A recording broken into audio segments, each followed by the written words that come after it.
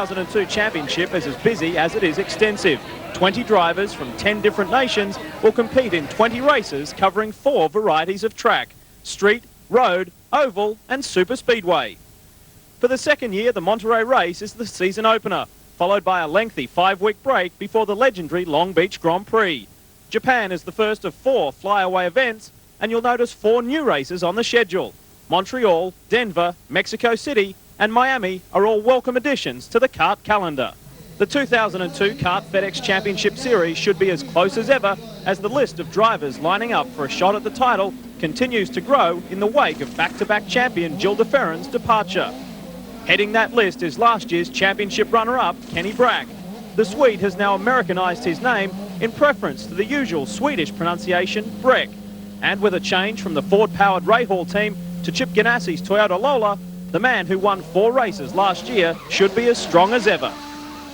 Another favourite for the crown in 2002 is the diminutive Brazilian Cristiano de Mata. He and his Haviland Toyota Lola finished with a bang last year, winning the final 2 races at Surfers Paradise in Fontana. And to continue that form, he dominated the recent sneak preview 2-day test at Laguna Seca. De Mata won the inaugural race in Mexico last year and is all fired up to start the new season in the same fashion. The car is running good. Track's pretty difficult to pass. It's going to be the first race where we don't have this fuel consumption going on. So the strategy, there's lots of question marks for all the teams, so it's going to be interesting. For Scotland's Dario Franchitti, it's time to grab the #1 spot, the very position he was denied in 1999 when he lost the championship on a countback to Juan Pablo Montoya. The Team Cool Green pilot again lines up in the ever-reliable Honda Reynard configuration. Big things are also expected of last year's Rookie of the Year, Scott Dixon. The 21-year-old Kiwi begins his second season with PacWest, now known as PWR Championship Racing.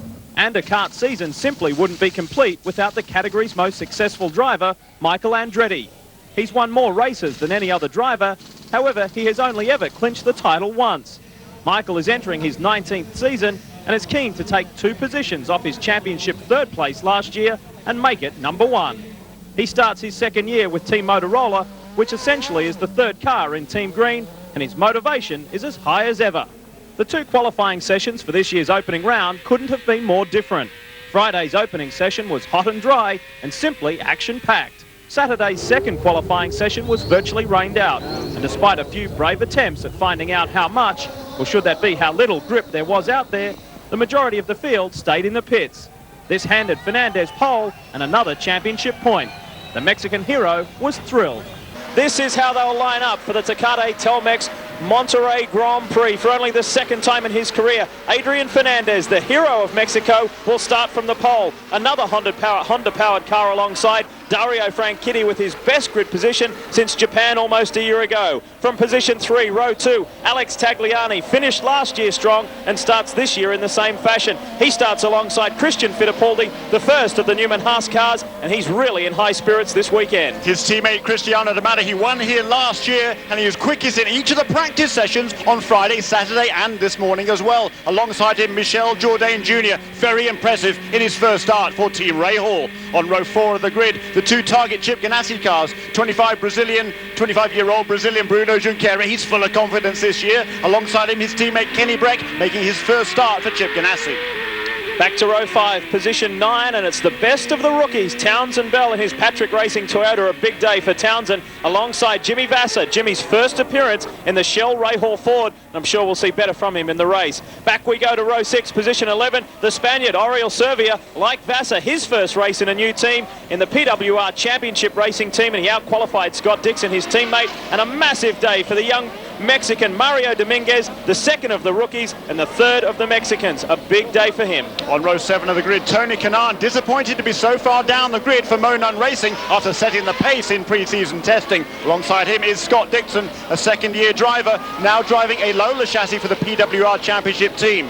On row 8 of the grid is Toru Takagi. He was impressive here 1 year ago on his debut for Walker Racing, ran up amongst the top 5. Alongside him, well, the veteran Michael Andretti, his 291st start, 41 wins to his name. Position 17, Patrick Carpentier. He struggled this weekend and he'll be looking to work his way through the field.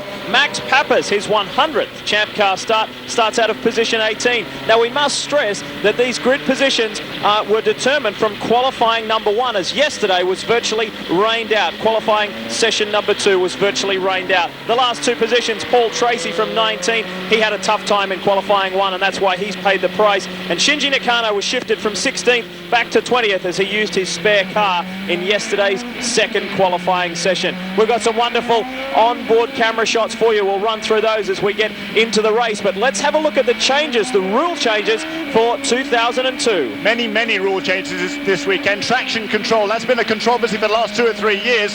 Trouble policing the electronics these days are so sophisticated, the officials really have a hard time keeping on top of it. They figured, therefore, let's make it open, let's make sure everybody can have the same equipment. It's on road cars after all, let's have it on race cars. New qualifying procedure, thrilling qualifying session on Friday. Yesterday, of course, with the rain, it was a very positive change for kart. No fuel economy runs. This year, as unlike in the past when everybody started the race with exactly the same amount of fuel, now you have a fuel allocation in the pits and you can start the race with however much fuel you want in the race car. Previously, you had to start with a full tank of fuel. Green flag finishes whenever possible. The kart chief steward, Wally Dallenbach, back on the job this year as Jim Swintel gives a 1 lap to go signal. Wally Dallenbach back in charge, and he has new procedures to work with towards the end of the race. If there is likely to be a full course caution, when he thinks the race might not be able to finish under green, then he can red flag the race, bring the cars in, and then get the track cleaned up and try to go for a green flag finish, Lee. All changes made just to try and improve the racing for you fans. Well, that's it. It's the changes have been implemented to make a better show, and so far this weekend it certainly has been. This crowd, the huge Mexican crowd over the 3 days, have been treated to a wonderful start to the 2002 season. Let's check the race analysis for round 1 of 20 this year. There's 20 cars and 20 strong cars start this Tecate Telmex Monterrey Grand Prix. 85 laps in distance, so that's an extra 5 on last year, although because of some hiccups and yellow caution periods we only ran 78 last year. 3.3 kilometres or 2.1 miles. The track length, speeds, well, we'll see them hit around 275, 280 kilometres per hour, and there's a lot of first and second gear corners here on this track. 55 kilometres per hour, the slowest one. Jeremy, a big important thing we must stress there is the fuel range. Talk about that. The fuel range. New rules for this year regarding the fuel. They've taken away that 1.85 mile minimum fuel consumption per gallon and given everybody a much more leeway with the fuel. However, in order to encourage cars to run full rich as fast as they can rather than just run into fuel economy mode, you have to make a pit stop at least once every 27 laps. So with 85 laps, that means we're going to have 3 pit stops in this race. The pit speed limit there, 50 miles an hour, 80 kilometers per hour, all the way along the pit lane. That applies as per usual. We can't tell you what a huge moment this is for Adrian Fernandez. He has just been the hero of Mexico this week. For almost the last 4 days, he has been on the front page of every newspaper every single day. It's been a wonderful week for Adrian. He's had some major personnel changes in that team. We'll tell you more about that throughout the race, and it seems so far to have paid dividends. They grid up. Let's get ready to go. This is the beginning of a new season. There's a Mexican on pole here in Mexico. Let's get ready to go. The Tecate Telmex Grand Prix of Mexico. Do we get green this time round? We certainly do. Adrian Fernandez leads them into turn 1 as they jostle for position. Frank Kitty holds second. It looks like Vassar was going around the outside. And there is Christian Fittipaldi making a move. Paul Tracy is off on the grass in the exit of turn 1. They make it through turn 2 cleanly. There is Adrian Fernandez out of the front of the field. A huge cheer from the fans here. Tremendous excitement. And this is going to be a great race. I just feel sure of it. Good jump from Fittipaldi, although he maintains his 4th where he started. Alex Tagliani tucks in behind Dario Franchitti. He's right on the back of Franchitti on the opening lap. Oh, we've got contact there. One of the target cars, Vassar's gone as well. It looks like 4 cars tangled up there. Wow, Townsend Bell in the Vistion Toyota, he's caught up in it, and there's damage to the right front. Yeah, he's going to be done for the day. One of the target cars off there, as you're saying. Townsend Bell, he had a big lunge down here in turn 1 as well. Looks like he's going to be out of the race there. And what We think it was Kenny Breck who was out there as well, one of the target cars. They started together on the grid, of course, you'll remember. There, though, is Dario Franchitti. He is in second place and trying to track down that fellow Honda-powered car of Adrian Fernandez. But this year, of course, Fernandez is in a Lola chassis, and Dario Franchitti, at least at this stage in the season, is still in a radar. There are, however, rumours that maybe that team is thinking of switching to a Lola. Already a full course yellow before the end of the opening lap. Let's have a look at the replay. Now it is Kenny Brack that gets tangled up in here, contacted by Townsend Bell. Jimmy Vasser spins around the outside, and they all get out of it.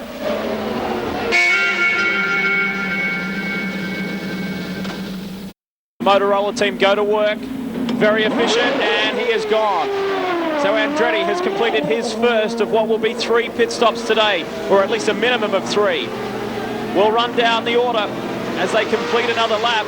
Alex Tagliani has a 7.6 second lead over Dario Franchitti from Christian Fittipaldi and Cristiano De Matta. Jourdain is 5th, Dominguez 6th, and Max Pappas 7th, and the final one who has not yet pitted.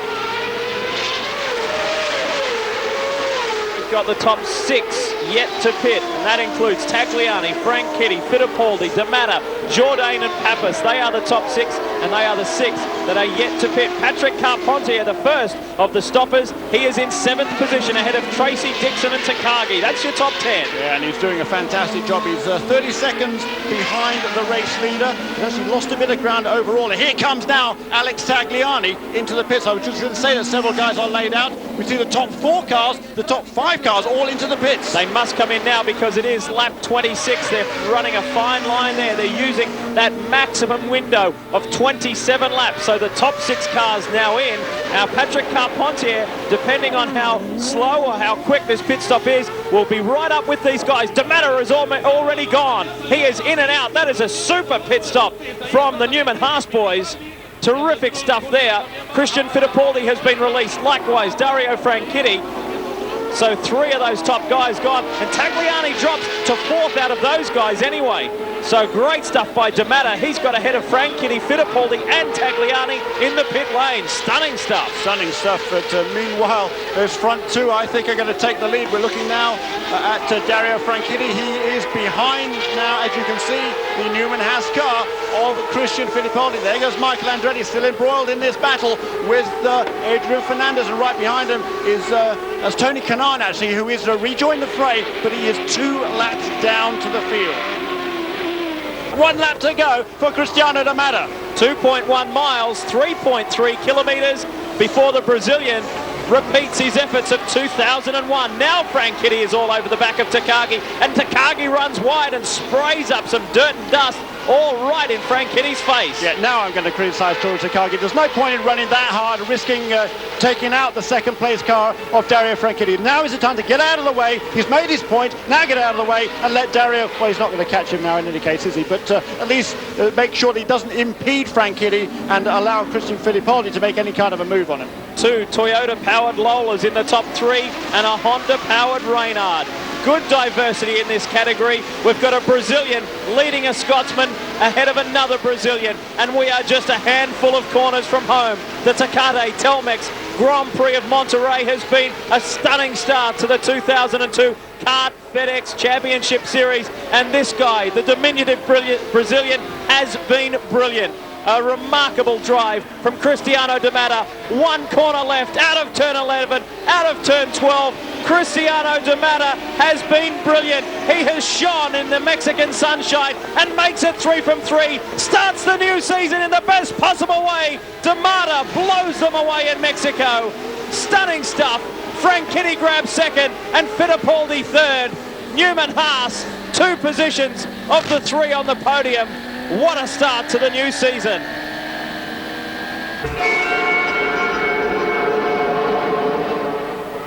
After a 5-week break, the Kart FedEx Championship Series moves to Long Beach, California, just 30 miles from Los Angeles, the part of the west coast of America perhaps most renowned for capturing the infamous images of the make-believe.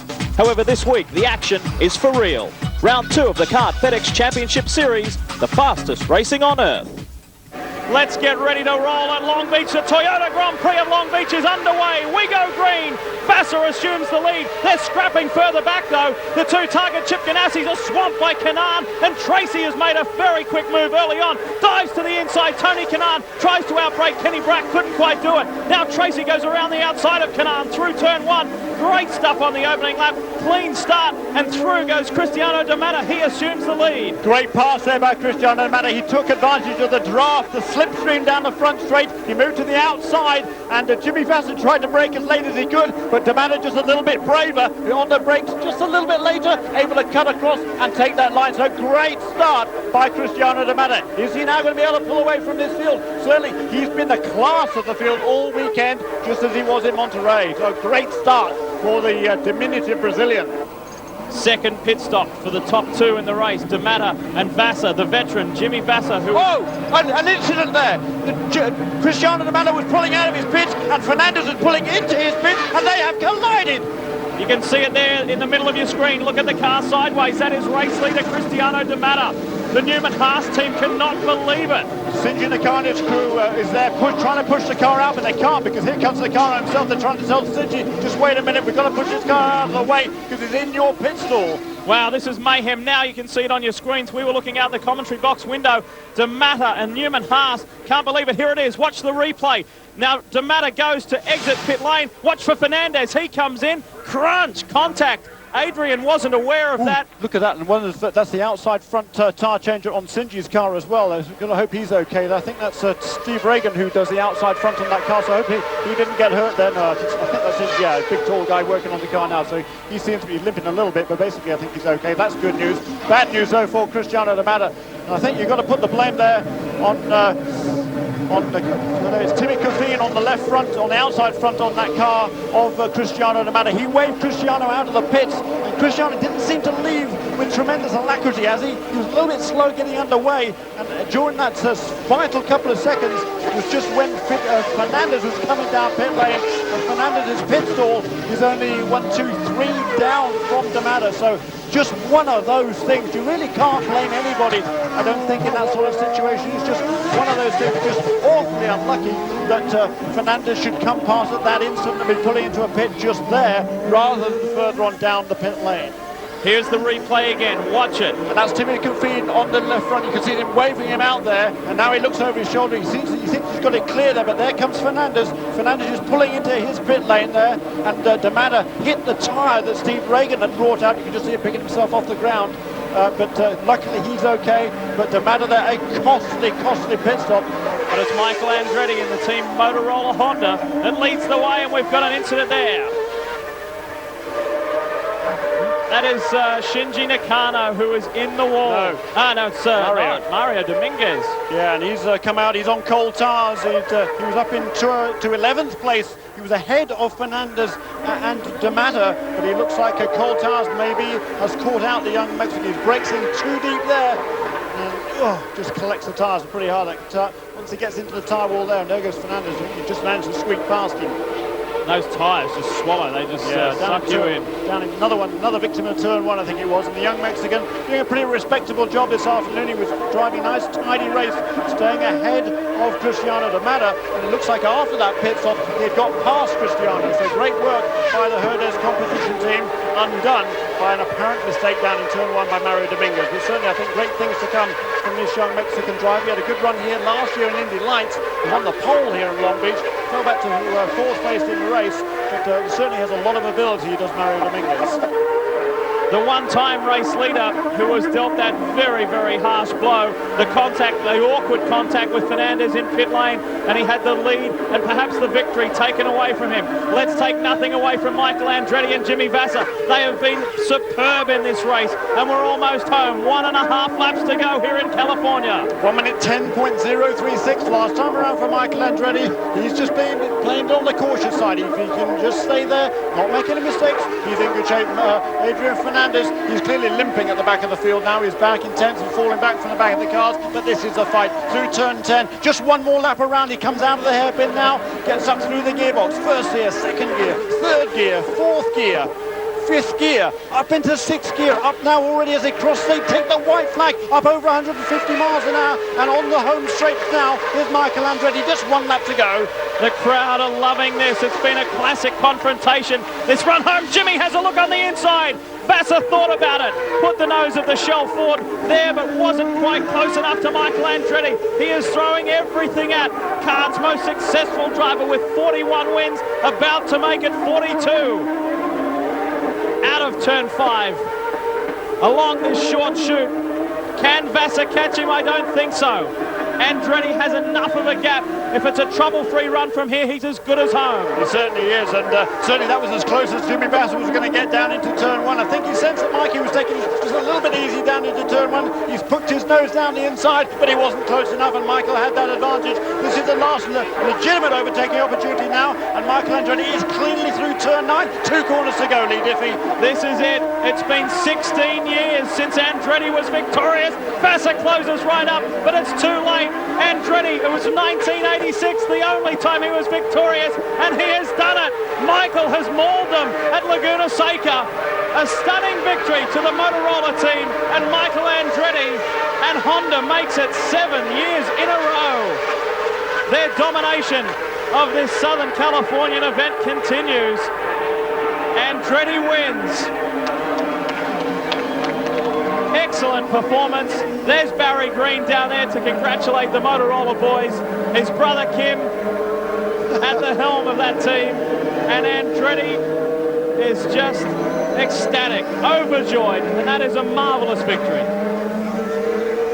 Let's take a look at how they finished the Toyota Grand Prix of Long Beach. Michael Andretti, his second victory here, his 42nd career victory over the veteran Jimmy Vassar. Fantastic effort, and Pappas third on the podium. And further back, these are the non-finishers.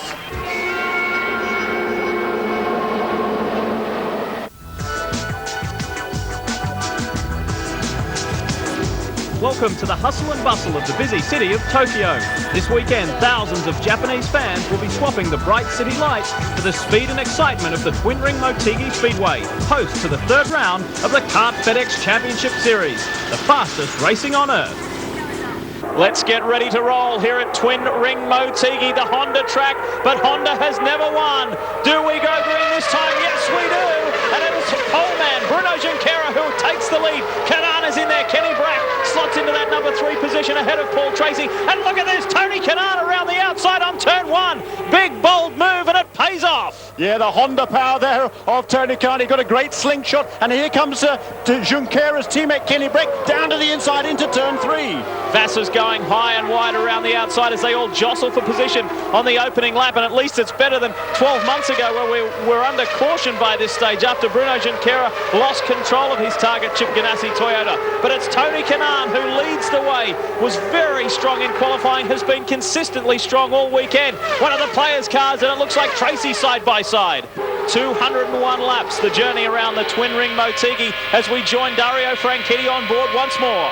And look at this fantastic shot here from Dario Franchitti, and you can see there he's downshifted just 1 gear into turn 3 now. He comes past the start-finish line here. I think we'll see him go up 1 gear again. There he is up into 5th gear, I think, that is looking at the steering wheel. You can see, is he 5th or 6th? Not quite sure. We've got to see. But he, you see, is not changing down there for turns 1 and 2. Almost flat out that corner. In qualifying trim, they're going into that corner at about 220 miles an hour, and they're only scrubbing off about maybe 5 or 8 miles an hour through the corner. Down here into turn 3, though, down a gear, and they're down to about, going into that corner about 222 miles an hour, and the minimum cornering speed about 185.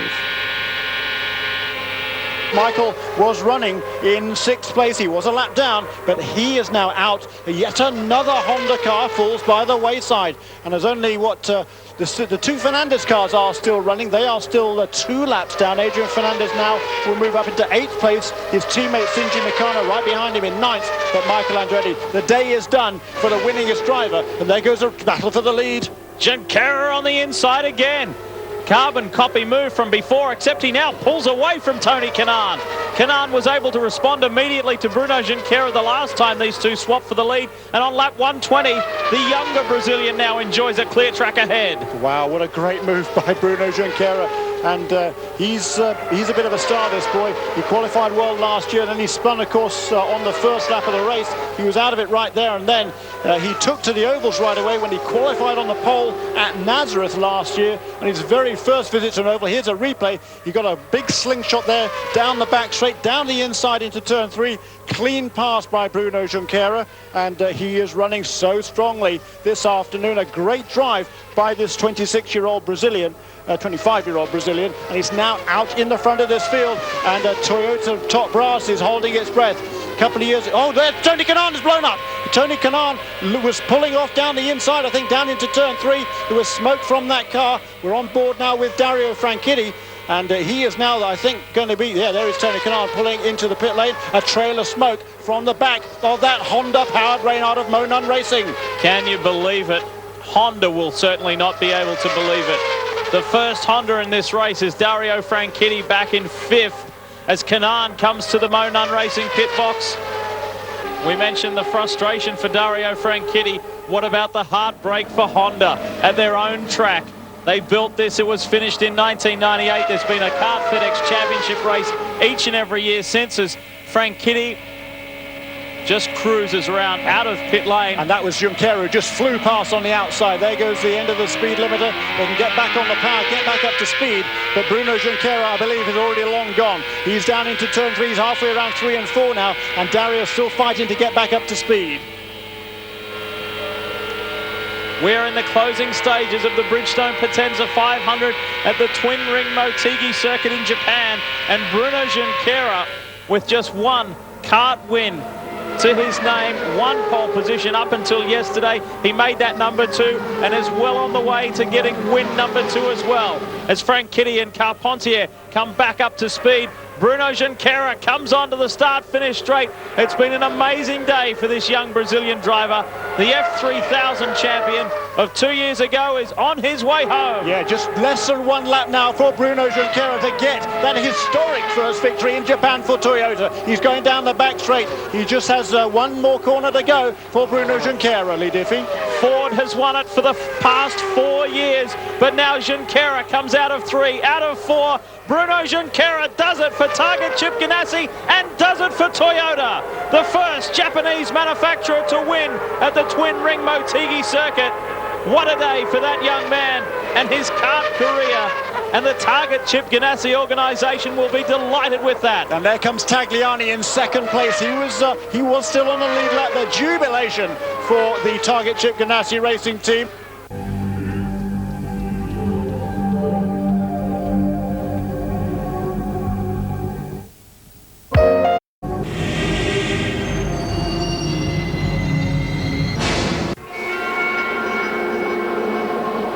Welcome to the shores of Lake Michigan, one of the Great Lakes which dominate the center of the American continent. In the state of Wisconsin is one of the oldest racetracks in the world. This week it's the turn of the Milwaukee Mile to host the 4th round of the FedEx Kart Championship, the fastest racing on earth. On board with Paul Tracy, that magnificent helmet cam shot, the visor cam. And Paul is all pumped up at the moment. We go back to Jimmy Vasser in the Shell Ray Hall Ford. We are getting set to go at the Miller Lite 250. We see green and we are away. Remember 12 months ago there was a collision on the first lap and Cristiano D'Amato got taken out of play, but we're clean through turns 1 and 2 and taking him onto the back straight. Paul Tracy has the front. Adrian Fernandez very slow on the inside line. He goes back to 1, 2, 3, 4, 5th place. He gets back to 4th on the inside, I think, of Tony Kanaan. So side by side through 3 and 4. Adrian Fernandez, a huge wobble coming off the turn. He maintains control, but he's back in 5th place on the first lap. All 19 cars get themselves into position. There's some moves going on. Michael Andretti, he said that he was going to be aggressive coming from 13th on the grid. He needed to be. And he is right now coming off turn 2. Got a good run. Taking a look up inside of Cristiano Martin. Has that spot. Side by side, can't quite hold on to it. Incredible start by Shinji Nakano. He's up into 3rd place ahead of his teammates. We've got Paul Tracy out in front, then Scott Dixon and Shinji Nakano. Amazing. Tony Kanaan, Adrian Fernandez, Patrick Carpentier in 6th place. Then D'Amato and Andretti now up to 8th, all the way already from 13th on the grid. A brilliant start, as you say, from the 7th row, now up into 8th place, Michael Andretti. Franchitti putting the pressure on. It's actually Max Pappas putting the pressure on Jimmy Vasser. A big move by Michael, side by side, Cristiano D'Amato to get that move back, and Michael is on a charge right now. Side by side again. Patrick Carpentier gets by him as they exit turn 2 onto the back straight. Michael is making that charge. He said, my qualifying car is not great, but my race car is pretty good. Now he's got his sights on Adrian Fernandez. And Michael Andretti is one of those guys. He's not worried about saving fuel. He's just going to go as fast as he possibly can. He loves this form of racing. He's not interested in saving fuel. He wants to go as quickly as possible, move his way to the front, and then leave it down to the guys in the pits to make that pit stop as quick as they possibly can. He's now up on the tail almost of Adrian Fernandez. He's up now into 6th place is Michael Andretti, and flying. The order is Tracy, Dixon, and Bruno Junqueira is forcing his way up there. Nakano, what an amazing start from Shinji. Kanan, Fernandez, Andretti, Carpentier, D'Amato, Takagi, Tagliani. Junqueira is putting the pressure on. Brackett is a little further back. Brackett's 12th, Junqueira 13th. Up front, Fernandez has his hands full. 5th, Andretti 6th. So Michael has come 7 positions. He's done an amazing job in these opening 5-6 laps. Tracy brings it out of 4 one more time. We have got just 2 laps to go.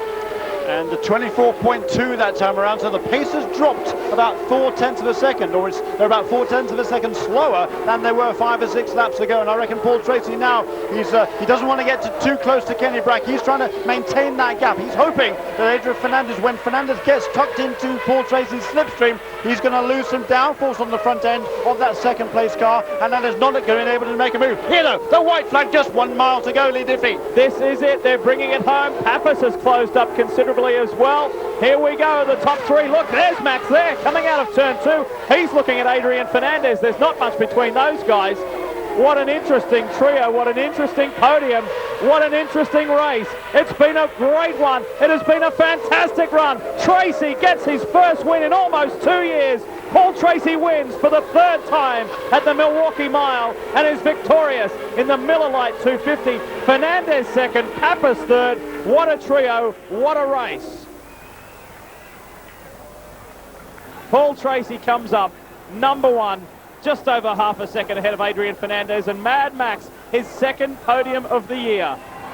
There is PT, listen to the roar. An awesome performance, such a clean, clear run. He really has been the crowd favourite here this weekend. They love Andretti for his past performances, but this guy has a special place in people's hearts right at the moment. Michel Jourdain Jr. is the championship points leader after the 4th round, the Miller Lite 250. Franchitti, well, he salvaged something. It isn't too bad. He's only 5 points down, and his teammate rockets into the top 3. Tracy, with that win today, is now 3rd in the overall points. D'Amato has only slipped from 3rd to 4th, and Mad Max Pappas is 5th.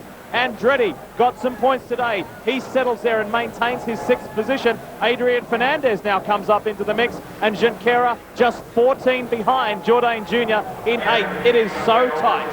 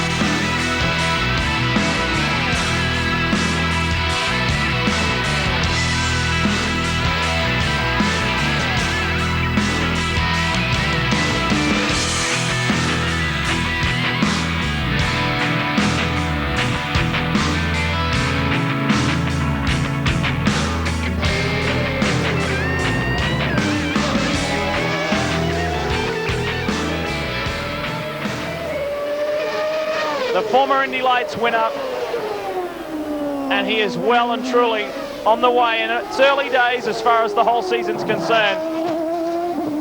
But maybe a few rounds ago you could say there were several guys to beat. Now there is just one guy to beat.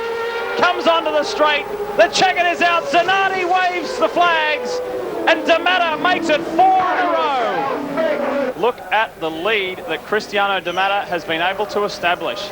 An outstanding performance, and sadly for Bruno Junqueira, he may have been, well, he would have been a little bit closer to Cristiano if he wasn't taken out by Townsend Bell. Frank Kitty is able to maintain his 4th, but here come the challengers. Jourdain, of course, missing the top 10. There's only 1 point between he and Fittipaldi now. Dixon, another solid result. Brack has moved to 7th. Cristiano D'Amato here. Cristiano, another fantastic drive. That's 4 in a row for you and 7 out of the last 10. That's a new kart record. How does that feel? It feels very good again. I wasn't trying to go for any record. I was just trying to concentrate on the championship. Of course, I had the opportunity in front of me, a good car, good team, good pit stops, good starting position. So it was everything was indicating that we would have a very good race.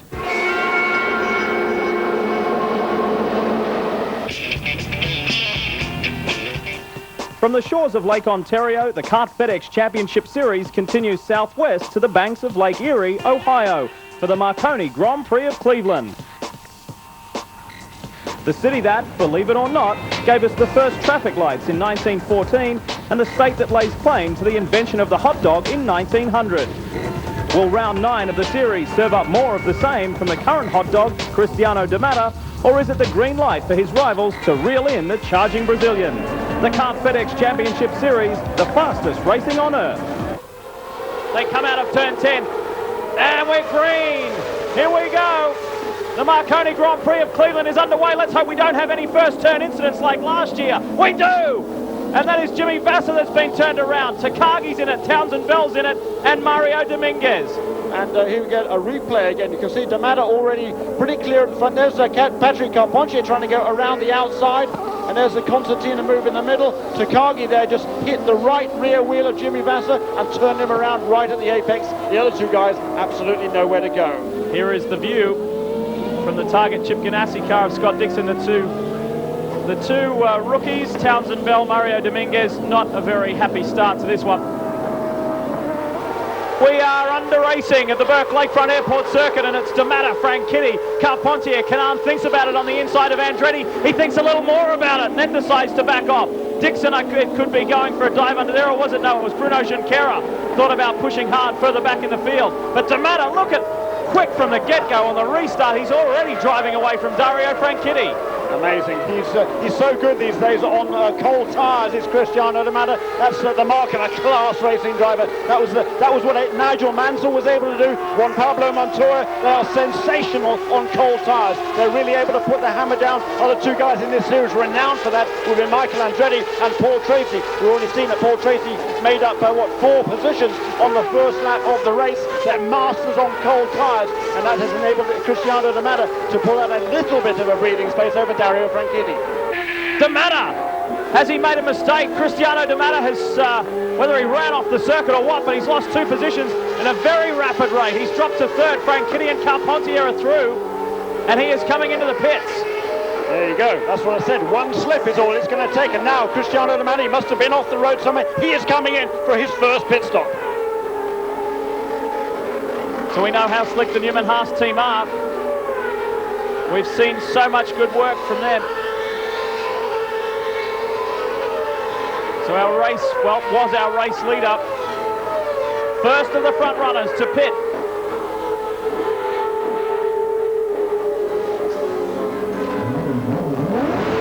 Set to go, fairly standard stop.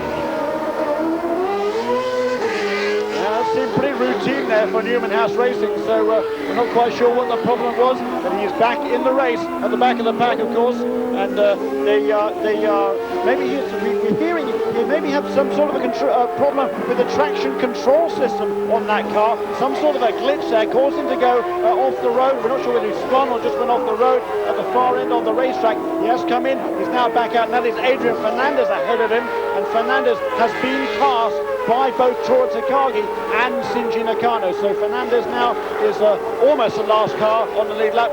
except for this guy, the former race leader, Cristiano D'Amato, after that pit stop, now back down in 15th position. Well, we've just been told that he's coming in again this lap. D'Amato will be coming in again, and the team are going to take a look at the problem. So, and a bit of smoke from the car as well.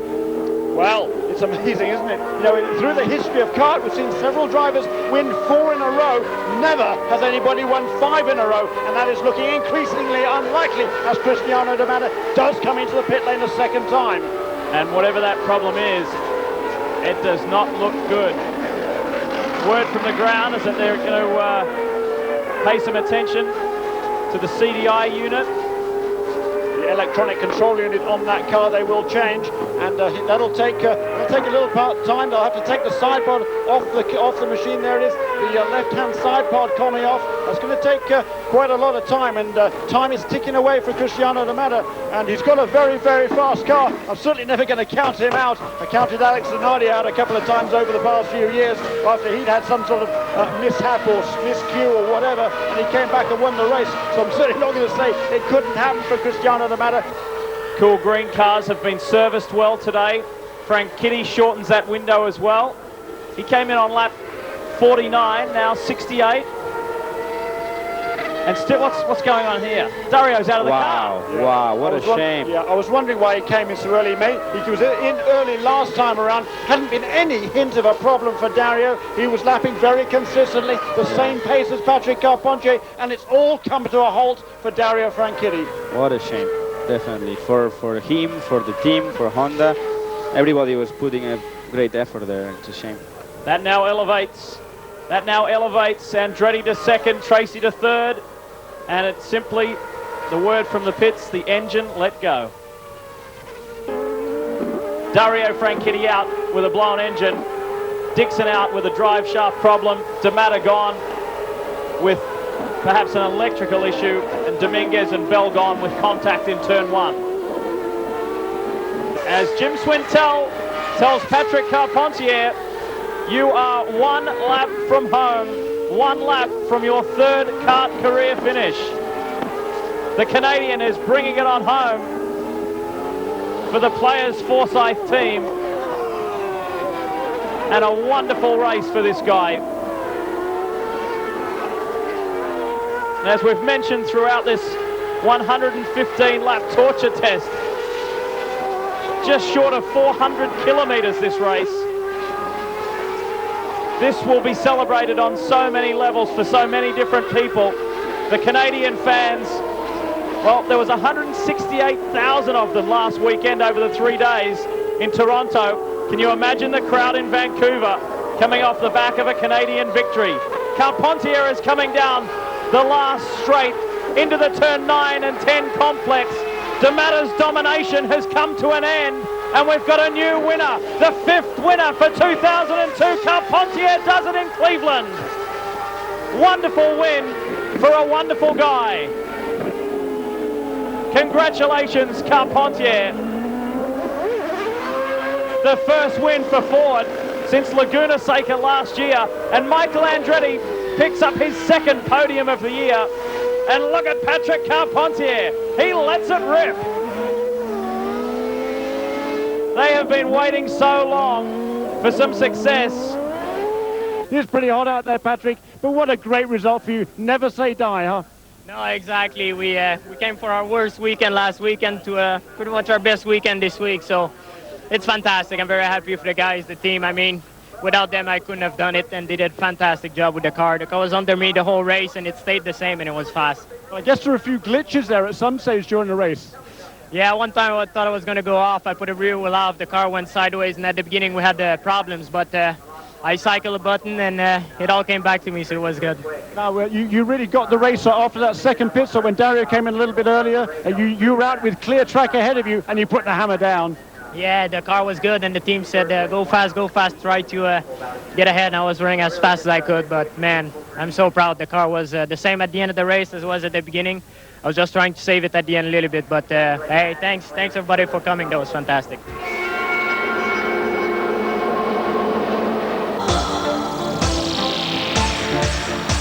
Patrick Carpentier was a popular winner at the airport circuit in Cleveland, and this week the Kart FedEx Series is back on the West Coast in Carpentier's homeland, Canada. The beautiful city of Vancouver plays host to round 10 of the championship. The drivers will have little time though for sightseeing in this popular tourist destination or to enjoy the many different sporting facilities on hand. The balls are still up in the air as the race for the title continues. Jim Swintel said that there's only a very short space for them to pack up. He's looking for them to get there as quickly as they can, and if he has the first 2 to 3 rows packed up, he'll throw the green and let them go. Do we see green? We certainly do. Vancouver is go. They dive to the inside. D'Amato holds it. Franchitti, oh, and we've lost Michael Andretti. His 300th start, and he spins on the outside of turn 1. Vassar and one of the target cars in there as well. That's unbelievable. Jimmy Vassar, I should have made a count actually of how many times he'd been spinning off on the first lap of the race. Incredible number of times this season. So at least 4, and there he is off again in contact. I think that was probably with Kenny Brack. They started alongside each other on the 5th row of the grid. Michael Andretti appeared to spin out on his own, and we're going back to yellow one more time. And boy, yes, Cristiano D'Amato, he got the hammer down once again. He pulled out a pretty good lead. He had the inside line ahead of Paul Tracy. Paul Tracy content, I think, to tuck in behind him. But we're going to go yellow now, and the Team Cool Green cars were in 2nd and 3rd, and there is Kenny Brack. And both Kenny and Jimmy just seem to have had all sorts of first lap disasters this year. And Brack, let's have a look at this. Watch for Andretti a little further back in the field. Kanaan dives for the inside. Franchitti had Dixon's measure. Now watch this. Fittipaldi, does someone get into the back? Fittipaldi gets into the side, and Tagliani gets into the back of Michael Andretti. Up back around the support pit area, off to the right-hand side there.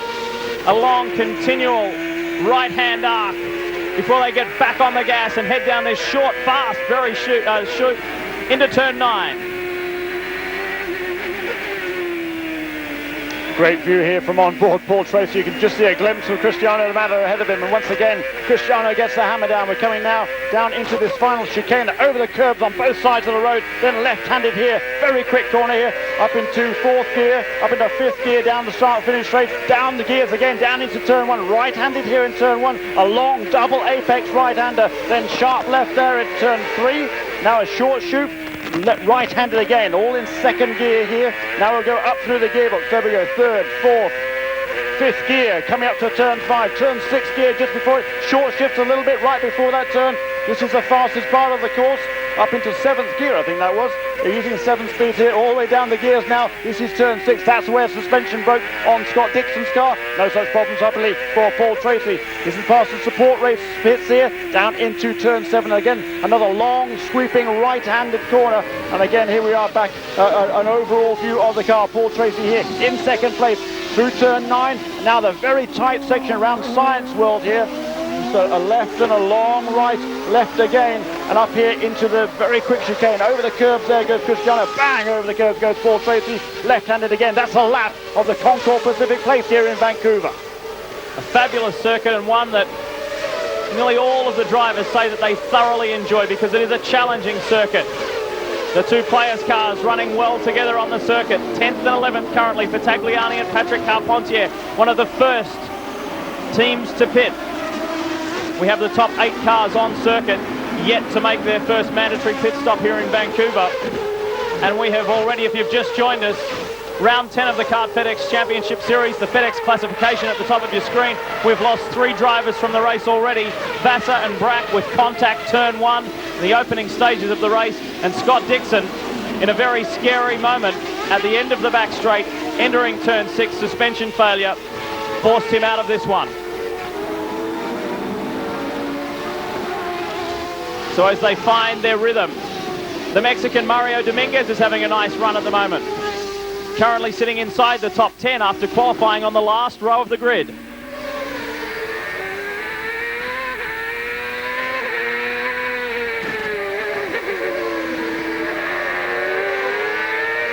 The onboard shot from Patrick Carpentier's car, the Cleveland winner.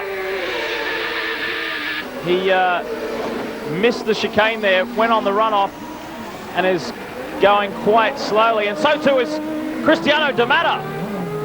D'Amato is slowing. Boy, both Newman Haas cars at just about exactly the same time have got a problem.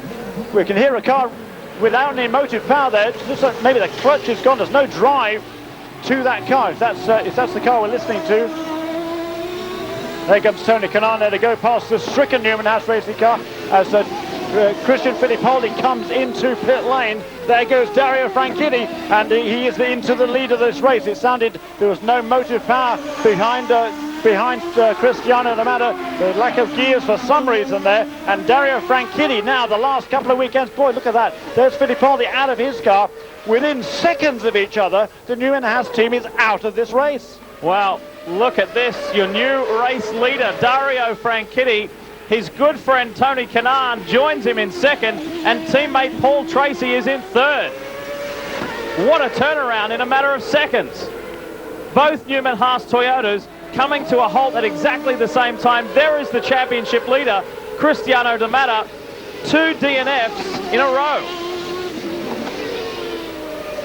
And the word from Cristiano D'Amato's radio, it's gearbox. He said, I tried first to fifth and nothing. Yeah, we can hear him fishing around for gears out there on the racetrack, and absolutely nothing there. That is just incredible that both cars should go out within seconds of each other. And particularly, you know, this is the second DNF in a row for Cristiano D'Amato, and that is just what this guy needs. Dario Franchitti, he was up in the second place in the standings briefly. He was back to third coming into this weekend, having not scored in each of the last 2 races. He put the car in the wall in Toronto. Last time out in Cleveland, he had a major Honda engine failure, the same as did Cristiano D'Amato. So even though D'Amato had a problem with an engine problem, Dario Franchitti wasn't able to score any points and get any closer to him in the championship challenge. But he has an opportunity today, and so this man here, Tony Kanaan, he's had all sorts of bad luck this year. He hasn't even had a top 5 finish in the first 9 races of the season. He's now up into second place. And it's Hondas 1, 2 and 3.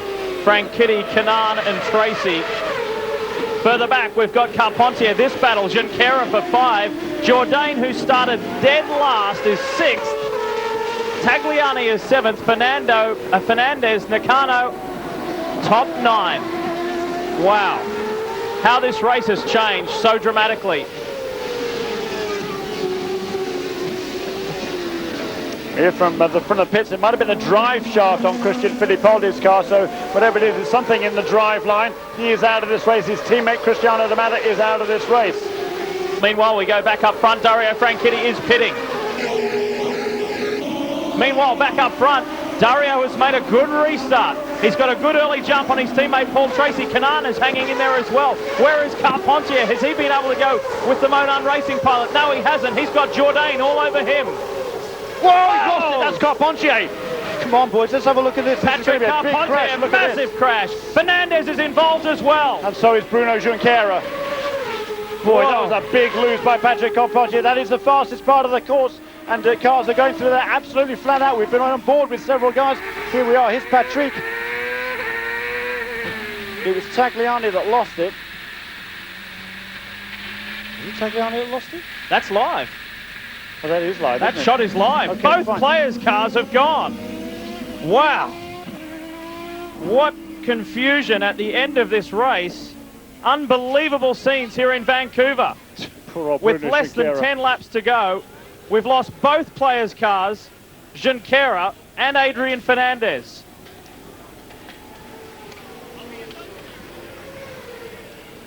In Wow. spectacular style too. That was a huge crash in turn 5. Well, Yes, too. it was Tagliani who spun early on, Oh, and we pretty- must say this is Patrick Carpentier. So it was further back in the pack because Fernandez was behind Alex Tagliani. No, you see, it was Patrick Carpentier. I thought so. It was Carpentier, and he virtually didn't hit anything. So Tagliani was a couple of cars behind him. There goes Jourdain. He was right behind Patrick. Here's another view of it. You can see Jourdain picking his way through, and look at that.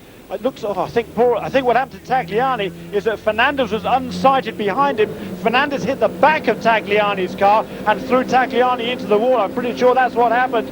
What a disaster. Then Tagliani, he's lost that left front suspension. No brakes on that car. Here is Jourdain coming through the corner, and here now with no brakes. Well, that's Patrick Carpentier. Okay, he'd managed to survive that spin incredibly. And, oh my goodness me. What a crazy end to this race, and they have red flagged the race. They have red flagged the race with 8 laps to go. That's one thing they said they would do at the start of the season. If they saw a situation where they might not be able to finish the race under green flag conditions. But we're almost assured of a Team Cool Green 1-2 for the first time in 2 years. They are on their way home. And we mentioned right at the top of the show that this man said he's had a great car all weekend. They've run on a different strategy, and the one that Dario's team called for him has worked the best. The top end of the circuit, out of turn 8 for the final time. It's been a year since Dario Franchitti has enjoyed being on the top step of the podium. It was the Burke Lakefront Airport in Cleveland last year when he enjoyed seeing that checkered flag with a clear track ahead. Now he comes through turn 11, turn 12. It's been an incredible race in Vancouver, and it's simply been Dario's day. Franchitti wins. There's his father George and wife Ashley Judd. They celebrate, and it's a Team Cool Green 1-2. Sensational stuff. So 98, 2000 and 2002 for Team Cool Green. That's Franchitti's second win on the streets of Vancouver. And the team's second 1-2 here in Vancouver. Well done to Dario Franchitti. Tony Kanaan deserves congratulations as well. A stunning drive to third. Michel Jourdain Jr. from last on the grid to fourth. And Patrick Carpentier finishing in the top 5. Andretti finished in 6th.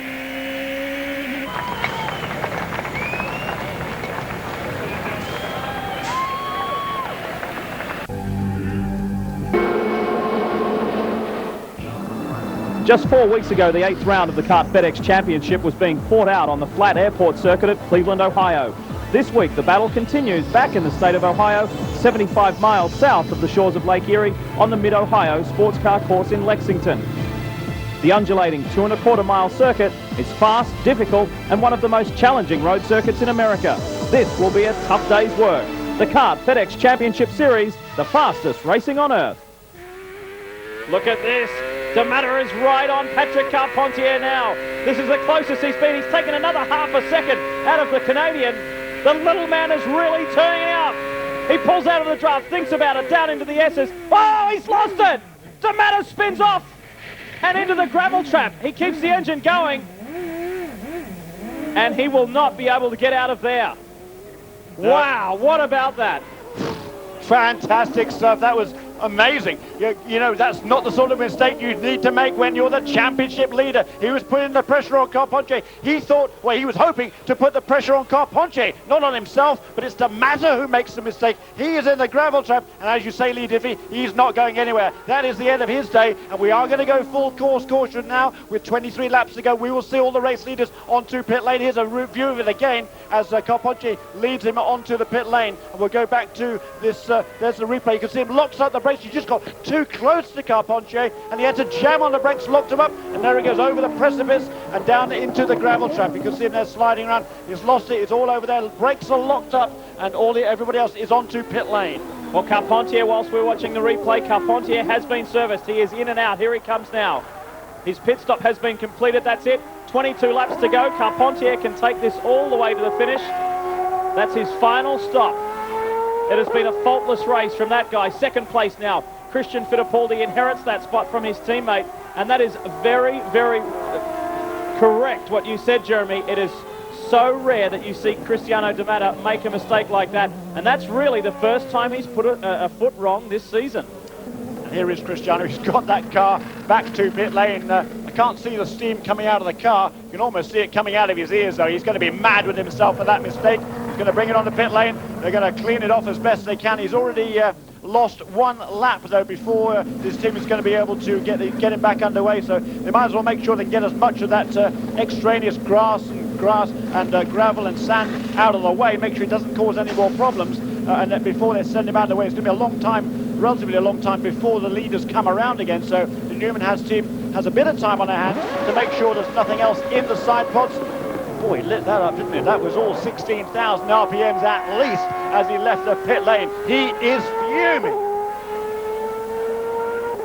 For the final time here at Mid-Ohio, the fans will be delighted. There's only one driver in this championship that's won more than once this year, and that is the leader, D'Amato. Patrick Carpentier now joins him. It's been a blue sky day, and it's Players' Day. Patrick Carpentier wins in Mid-Ohio. Sensational stuff for the French-Canadian, and that will leapfrog him into second place in the Kart FedEx Championship.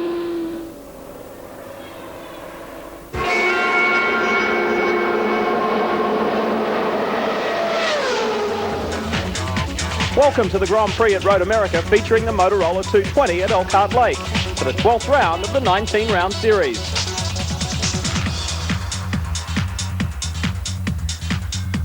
A couple of weeks ago, the question was who could catch the talented Cristiano D'Amato, as he won 4 races in a row. With 2 DNFs and a rare mistake last week, the pressure is mounting on the Brazilian's championship aspirations.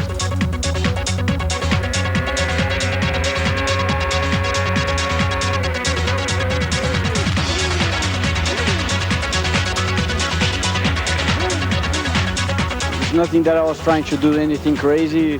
I just was caught by surprise. I'm just going to keep on driving the same way.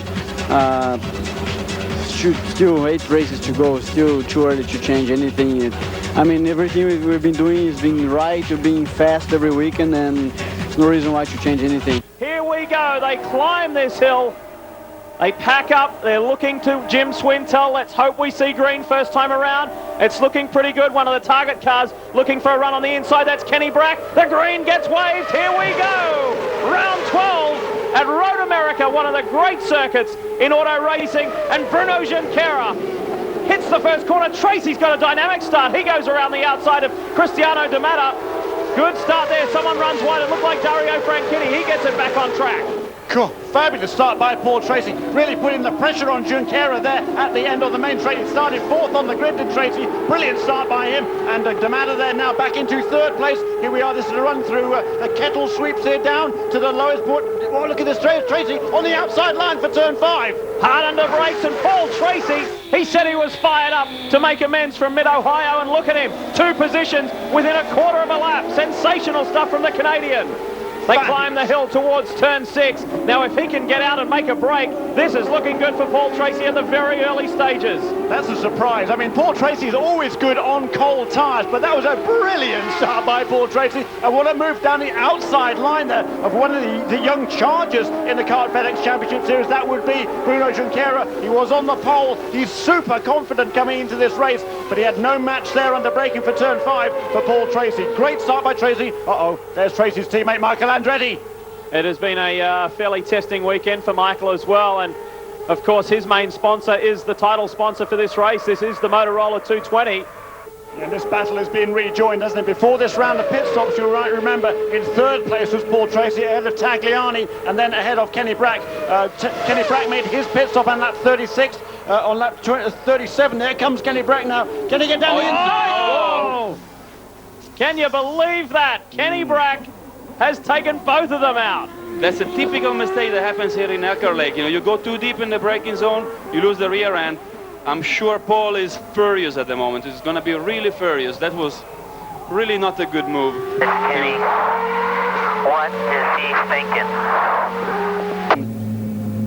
Full course caution. D'Amato's Newman Haas team go to work. It's been a faultless run from the little man as he gets serviced for the 3rd time.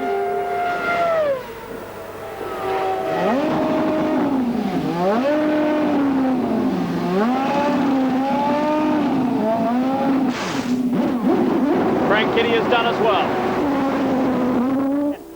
Catching and passing, 2 different scenarios. These guys have dropped Tony Kanaan. Look at that.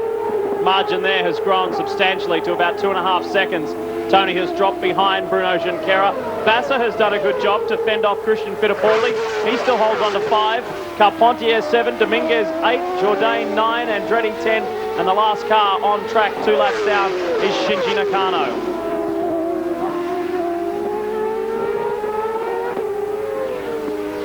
Tight, these top 3 are starting to close up a little bit. 1.5 laps to go here at Road America. Here's a replay of the earlier incident between Kenny Brack and Paul Tracy. If you missed it, if you've joined the broadcast late, and we didn't hear Kenny's side of the story, we spoke to Paul Tracy. Paul said Kenny admitted fault and they got out of the car. Pretty frustrating stuff for Paul Tracy.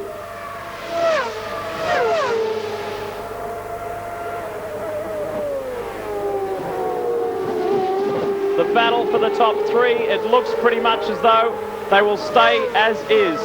And Cristiano De Matta is just 1 lap away from his 6th win this season.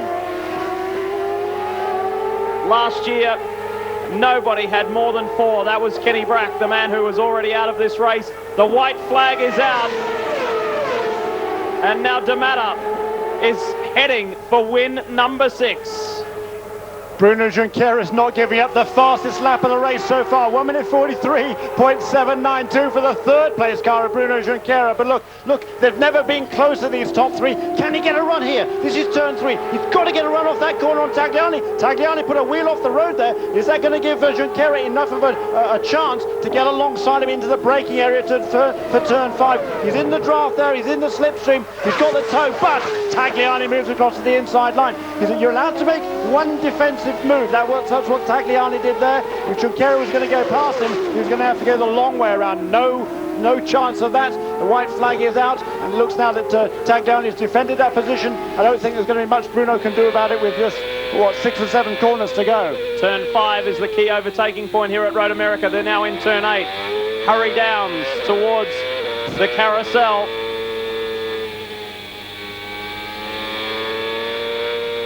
And for the last time, Bruno Junqueira puts the foot to the floor, down through the kink. And Tagliani is just agonizingly just that far enough away to deny him that 2nd spot. Canada corner for the last time. Well, we have had 7 different winners in the last 7 years here at Road America. And Cristiano De Matta is about to make it 8 different winners in the last 8 years. The little man is back in the stealth machine. De Matta makes it win number 6 at Road America.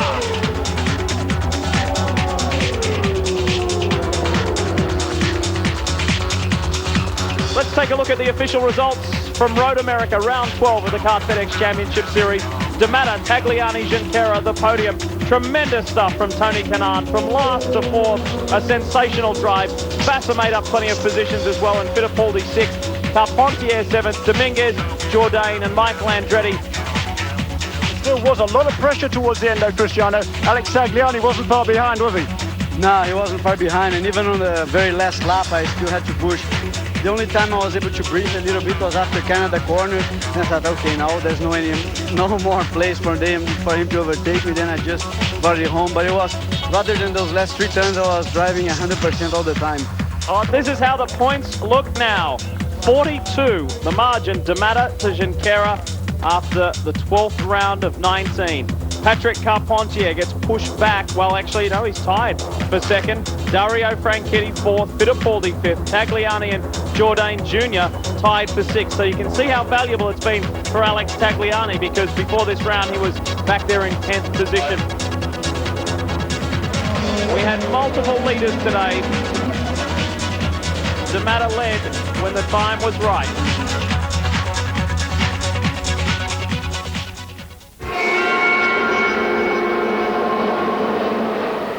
For the 3rd time in 2 months, the Champ Cars head north to Canada. This time, though, it's for an all-new event on the kart calendar. Over the past 25 years, Canada's French-speaking capital, Montreal, has played host to Formula One. But now there's a new group in town, and they speak in a very different tongue. towards the final chicane, turns 12 and 13. We are going green this time by round 13 is set to crank up the inaugural Champ Car event on Circuit Gilles Villeneuve, Montreal. They pack up nicely. Does Jim Swintel give them the green? He does. We're away for the first ever Champ Car race here in Montreal, down into turn 1. Brack and Vassar side by side, further back. Frank Kitty looks on the inside. Oh, there's a bit of shove, there's a bit of biff and barge, and one of the Target Chip Ganassi cars is out, and it is Kenny Brack again.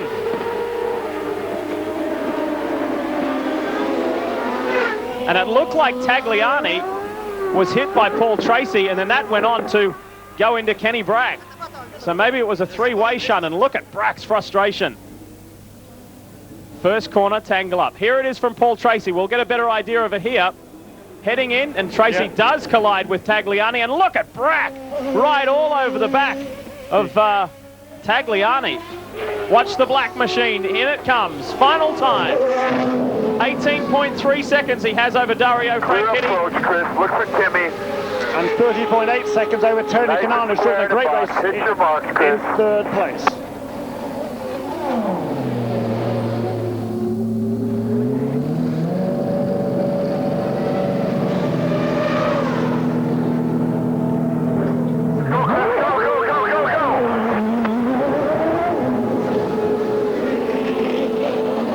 Franchitti has already crossed the line. Here comes Cristiano De Matta. And we'll look for Tony Kanaan, and he's well ahead of Tony Kanaan. There's a couple of laps cars ahead of Cristiano De Matta. Tony Kanaan not yet in the picture. That was Adrian Fernandez, who is a lap down right now. There is Cristiano De Matta. He's rejoined in second place, but an early pit stop on lap 12. Absolutely costly for Cristiano De Matta. He's going to lose a few points here for Dario Franchitti. As they exit turn 10, the hairpin coming down this long back straight. They climb to in excess of 190 miles per hour. Your race leader, Dario Franchitti, will see the white flag. One more lap to go for Scotland's Dario Franchitti in the Team Cool Green Honda. He is on his way home. He has handled the pressure. He had over a 6-second lead. Back to Cristiano De Matta. Fernandez crunched the wall. It brought out the yellows. The field came back together. Franchitti made a great job on the restart and has driven away to the tune of 3 seconds over Cristiano De Matta.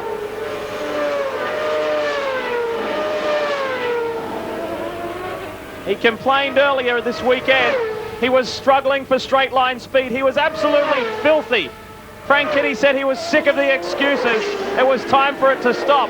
Well, it seems like there's been no shortage for straight line speed in the race for Franchitti. If you look closely to Dario's car, he doesn't actually have a gurney on the rear wing at all. They've just taken it all out for this race. And it's worked. It's working so far. The last time that Franchitti won, his good friend Tony Kanaan finished in third. We've got a repeat of that today. Franchitti is on his way home. Down this final stretch, he's heading towards the turn 12 and 13 complex. The last chicane, the last lap, Franchitti has done it. It is again Dario's day. Another somebody's favorite fan truck now. I would say so. Good job, guys. Good job. The team congratulate him. Sensational stuff for the Scotsman.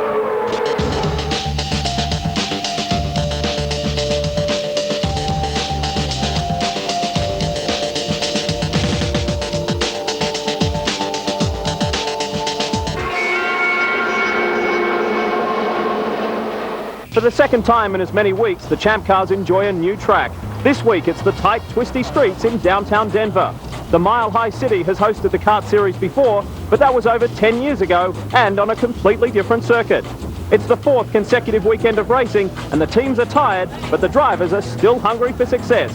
The Kart FedEx Championship Series, the fastest racing on earth. So, we will see green this time by, and the order from Jim Swintel is that he's going to look at the first 4 to 6 cars, and if those first 3 rows are packed up nicely, he'll let it go, because they come onto the main straight now, and look at them fly. Will we get green this time by? We do! So they haven't wasted any time in starting the Shell Grand Prix of Denver, and Scott Dixon has already made up a position on Shinji Nakano. Yes, he has. A good move there by Scott Dixon, a move to the inside line. Very tight corner here in turn 1. That's where Kenny Brack crashed this morning. Great start there by Scott Dixon. He's carrying the Coors Light Silver Bullet colours this weekend in Denver, Colorado, the home track for Coors, and he's making good use of it there. There was a lot of worry and a lot of thought and a lot of talk about whether there'd be a big pile-up in turn 1 or the cars getting caught up. Well, we've avoided that situation, thankfully. Look how spread out they are as they come into this enormous 120 feet wide turn 5. They're calling it mile wide. Someone locks up Tracy! Whoa! Paul Tracy gets together with his teammate, Dario Franchitti, a full 360 and tries to keep going, and his teammate is out. Look at Dario Franchitti. The weekend could not have been worse for Dario. It does get worse now. God, it couldn't be much worse than that. Taken out by your teammate of all things. Paul Tracy there just locks up the brakes. Crazy move by Paul Tracy. There is Paul. He appears to have got away with it, but I tell you what, Barry Green there, the team owner, will be somewhat less than gruntled. He'd be really upset with that. You know, they were at the back of the field, were 13th and 14th in qualifying. 14th and 15th, I guess they were. A long, long way back. And what you don't need to do is make a daft move on the first lap. That's what Paul Tracy did. His teammate is out of the race. Last week's winner, Dario Franchitti, out. Dario said to me this weekend, it's a big, tough ask, but there's a big gap between myself and D'Amato, but the championship is not over. Well, the Scot has given away more. He's given away twice as many DNFs. He's had 6 DNFs to D'Amato's 3. That now makes it 7 DNFs for Dario Franchitti. This is an overtaking opportunity coming up, but is Doc Dixon close enough? No, he is not. Down into turn 5 for the second last time. They run out. The last time the Ganassi team enjoyed a 1-2 was back in 2000 when Jimmy Vasser and Montoya finished 1-2.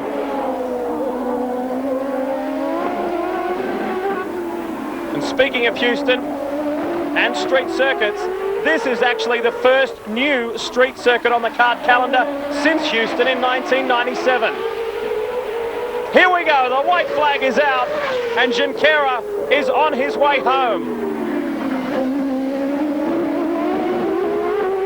He has had a pretty good run this year. He's been struck down with some bad luck, but has been pretty impressive. Started from the pole position today, his second in 3 races, and his 3rd of the season. He won in Motegi earlier this year on the oval, but this is going to be something special. He's fought hard for it. He desperately wants to take the championship chase right up to his good friend and countryman Cristiano D'Amato, who maintains 3rd. But this is it. Time has run out for Scott Dixon. It's going to be Junqueira's day. There's only 2 corners to go. And Dixon is not giving up. He's taking the fight all the way to the line. But there's 1 corner and half the straight. Look at Dixon throwing everything at Bruno Junqueira. But the Brazilian will win the first ever Shell Grand Prix of Denver. Well done, Bruno Junqueira. But what about the drive from Dixon? Sensational stuff for the 2 drivers that work for that man there, Chip Ganassi. The radio communication not the best around here with so much concrete around the place and tall buildings, but the crowd have been treated to a very, very exciting finish. Just 0.2 of a second in it when they came across the line, and Junqueira pushes himself back up into championship contention with 5 rounds to go. And that man there, Scott Dixon, the 22-year-old, has picked up his first podium of the year.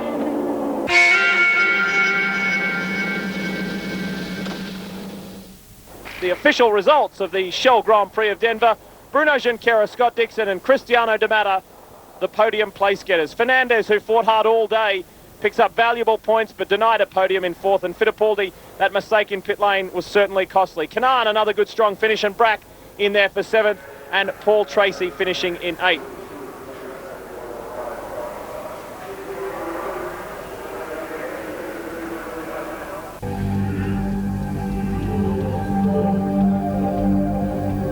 Join us.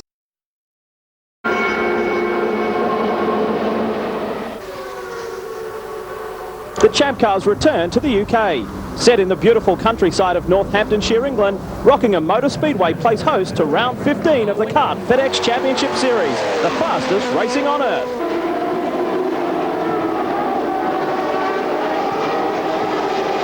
Communication from race control. They say we're set to go, so let's see the green. The pole sitter, Kenny Brack, gets a nice start. He gets the early jump as they all fall in behind. D'Amato thinks about the inside run on Michael Andretti, couldn't quite do it. Tracy has the inside run there on Bruno Junqueira as well, so a good clean start. And three abreast down, and look at the two players, cars, Antonio Canan down the inside there. Oh, look at that, Tagliani and Carpontier absolutely side by side. I think it was Carpontier's car that almost drifted up into Tagliani there. They're still side by side, coming down into turn 4. On the outside is Tagliani.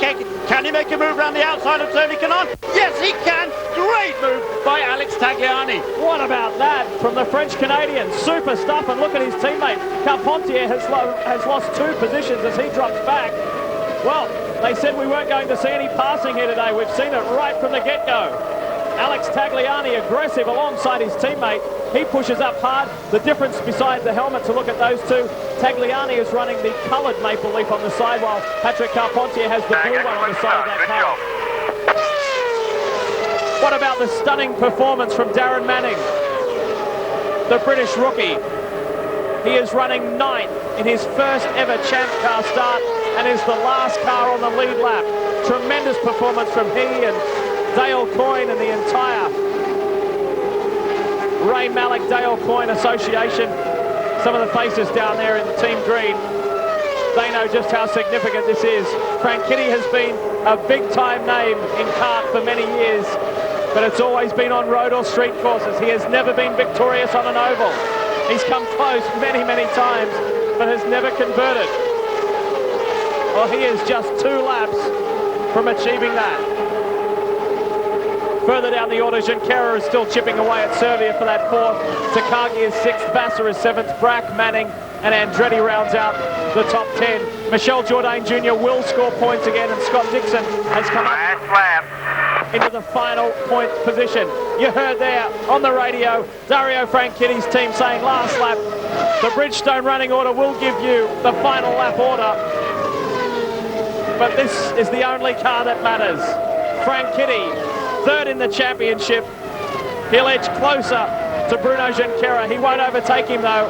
And Dario Franchetti, everybody hoped he could do it last year. It didn't happen. He's done it this year. You get your shit together and win on an oval. He is the man today. He has come back from adversity. Dario dominates. Good job, guys. Good job. Fantastic job. Fantastic. Let's take a look at the final results of the Rockingham 500. Franchetti, D'Amato and Patrick Carpentier, your podium place getters. Oriol Servia, stunning stuff. That's his best result of the season from Bruno Junqueira. Takagi ran very strong today. That's a great result also. But no one finished better than Dario Franchetti. It was truly Dario's day. There from Father Phil DeRay. And Dario, boy, what has this been? Your first oval track win on the home soil? Well, the first stop, I didn't think it was going to happen here. I can assure you the car felt great, but you know, we just had the stall and then the tyre going down, but God, it feels great. Now, what happened there in those pit stops? We couldn't get out. I don't know if it was a clutch problem. I thought it was a traction control problem, but we turned it off. So I think it was a clutch problem. It was all the way in the limiter trying to feed the clutch and it just wasn't going. But the car was awesome. You know, it looked like you remember 2 years ago at Vancouver when that pit lane speed limiter cost you a victory there. Was it the same sort of feeling? What were you thinking? What was going through your mind when it stalled? I did comment on the radio, yeah, I think it cost us another one, but you know, everybody hung in there all day. Kyle Moyer kept working. He said, don't worry, we can do other things. You know, we're looking good. The car was great. The guys in the pit crew, that last stop, I haven't given them a lot of stick this year, but their pit stops, that last one was dynamite. And super strategy as well. You were slightly off from the other guys in the lead pack, and it paid off, didn't it, Dario? Yeah, well, Kyle had to come up with some quick thinking there because we were in trouble. Kyle and Scott just crunched the numbers and got it done. Sensational stuff. Someone who was very, very quiet all day, but he has just done the job again. Points-wise, let's take a look at it. And the man I'm talking about is Cristiano D'Amato. The Kart FedEx Championship Series point situation after 15 of the 19 rounds. D'Amato still has an incredibly comfortable lead, and Frank Kitty has leapfrogged Bruno Junqueira. So he moves back up into second, and Patrick Carpentier edges closer to Junqueira for that third spot. So Junqueira pushed back to third. Fittipaldi remains in fifth, but Michel Jourdain Jr. now only 4 points in arrears. Tracy, no points today, and Michael Andretti, who finished in 10th, he picked up 3 championship points. Palm trees partying and loads of power. Get set as the Champ Cars hit the streets of downtown Miami for round 16 of the Kart FedEx Championship Series, the fastest racing on earth. There you see one, Pablo Montoya, the Williams Formula One driver. He will throw the green flag to start the Grand Prix Americas. Jacques Villeneuve also here this weekend. He won on the streets of Miami back in '95, remember? Well, it's a real star-studded lineup here this weekend. Gloria Estefan is here this weekend. Denzel Washington, Lenny Kravitz. There's so many stars here, all coming out in Miami to see this race. They pack up, they grid up. Will we see green this time by? We very well should. And it's Montoya who will throw the green like his good friend Alex Zanardi did in Toronto. And we have a start. Jim Swintel gives him the thumbs up and says that'll do. Dixon looked for the inside line, couldn't get through. Now here comes Frank Kitty around the outside, tried to squeeze through on Cristiano D'Amato and couldn't get there. He couldn't, but certainly Dixon did think about it there, didn't he? Did look to the inside, and Tony Kanaan pretty much at the last minute thought, whoops, I better get across there to block that line just to make sure that Dixon doesn't come down the inside. So at least they made, I was going to say, it all made it through the first corner okay, but looks like, is there any damage on that left rear tire? Yeah, there is. Overall surface, I'm not quite sure. Looks like he might have damaged the rim on that corner. That's coming out, I think, of the first and second corner, and looks like he's killed the engine on that car. So the safety team is going to have to get out there and refire that Toyota engine in Oriol Servia's Patrick Racing entry. That's bad news for Oriol Servia so early in the game. And here is Paul Tracy. He started way back on the second last grid in 16th position, and he will be very forceful.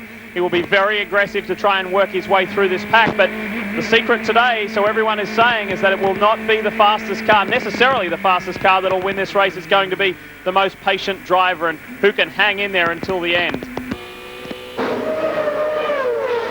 Here's Jimmy Vasser sizing up Tagliani on the inside.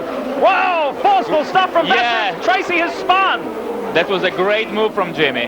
That was just a really... that was a fabulous move from Jimmy Vasser. Well, I mean, Jimmy Vasser is not the sort of guy who takes chances, is he? That was a great chance. He took a chance, but he made it happen. Look at this, a big pile-up, and Adrian Fernandez manages to get his way through. Can anybody else get their way through? Guess what? Vasser's just got himself onto the podium. Absolutely. Because Tracy spun, and there he is. So Vasser has worked his way through. Great stuff. And Jimmy started in 12th, so what a race it's been for him. Look at this traffic jam down here in turn 1. I tell you, how did Jimmy get past Paul? I mean, Paul just spun. Yeah, no, but I mean, there can't have been much room as Paul was spinning there. Jimmy was lucky because he was already well committed into that corner. I think the fact he was so committed, the car was so sideways under braking, he just able to duck through on the inside. But absolutely, boy, the rear end was stepped out so much that I think it actually helped, Jimmy to go straighter and pass between Paul and the wall. Look for some damage, I think, maybe on Tagliani's car. Someone got hit by the front of Tracy's. Here's the replay. Talk us through. Jimmy did just an unbelievable pass on Tagliani, and Paul just took it too deep and passed, and here we go. Jimmy on the podium. Maybe Jimmy goes for the win now. What do you reckon? I think Jimmy is very determined, and I wouldn't be surprised if he's going to try to put a move. But looks like, again, the two guys of Newman Haas, they have a great traction coming out of the corner and pulled away again from Jimmy. Well, it's really worked well for Vasser today. He's made steady progress right throughout this race. Maybe some aggressive progress in that last situation in turn 1, but let's see how we go. Can Tagliani respond? He sits 4th in the players' forward. It's D'Amato, Fittipaldi, Vasser, Tagliani. I think, the track, was definitely a little bit short, but, it's just a great, just produced a great show. And you don't have to forget as well that Cristiano looks like he's going to bring the first championship for Toyota. Long way from those days when I was developing a Toyota engine in 96 and 98. Down into turns 3, 4, 5 and 6, the horseshoe for the very last time. Vasser continues to pressure. Fittipaldi, will he make a move? Who knows? It doesn't matter. The focus, the spotlight is on this man, the 28-year-old Brazilian, Cristiano D'Amato. He won junior Formula Championships in Brazil, and now this will be the most significant one of his driving career. Yet to be officially announced, but the high speculation is that he is off to Formula One. And look at this, 2 Honda cars, Kanaan and Andretti. And that's not good, Tony. That's your new boss for next year. They have both come to a stop. It's the final lap. That won't matter. It won't detract from Cristiano De Matta. He comes out of turn 16. De Matta, not only is it his 7th win of the season, De Matta clinches the title in Miami. Stunning stuff for the little man. He wins on both counts, the race and the title. And Toyota celebrate just as much as Newman Haas. There they are. Guillaume Roquelin and the entire team. Team owners Carl Haas and Paul Newman will be thrilled with that. 7 victories in what has been a stunning season for the diminutive Brazilian, and he wins it with 3 races still to go. Great scenes, and it will be an emotional Cristiano De Matta. He's a great guy. He's very liked amongst the paddock. He's a very approachable guy, a fun fellow, and he deserves to celebrate hard today and tonight. And here he is, the man himself, the little guy, Cristiano De Matta. What better way to win this championship and on your adopted hometown of Miami? I think it couldn't be any better. Championship, the earlier you can get, the best it is. So couldn't be any better than that. Now I can go to Australia and celebrate it. And look, as you see, he gave the laurels there to Rocky Roquelin. He's getting congratulations here from Jimmy Vasser. Absolute pandemonium down here, but you've got it. I think we got the gist of it. He is a pretty happy camper, and deservedly so. A brilliant drive today, and whole season long for Cristiano De Matta. De Matta, the victor over his teammate Christian Fittipaldi, and a great podium for Jimmy Vasser. Alex Tagliani, a strong run in 4th from Bruno Junqueira, who fought so hard, but that championship just slipped away. Let's have a look at the championship points situation. Obviously, the #1 spot is beyond reach with just 3 rounds remaining. Junqueira dropped those 11 points, and Frank Kitty still remains in 3rd. Carpentier, despite the non-finish, remains there in 4th. Christian Fittipaldi now is honing in on him. Great scenes here from downtown Miami. Newman Haas are celebrating with their driver Cristiano De Matta. Stunning stuff. He's got the Vanderbilt Cup and the Kart FedEx title, his biggest championship to date.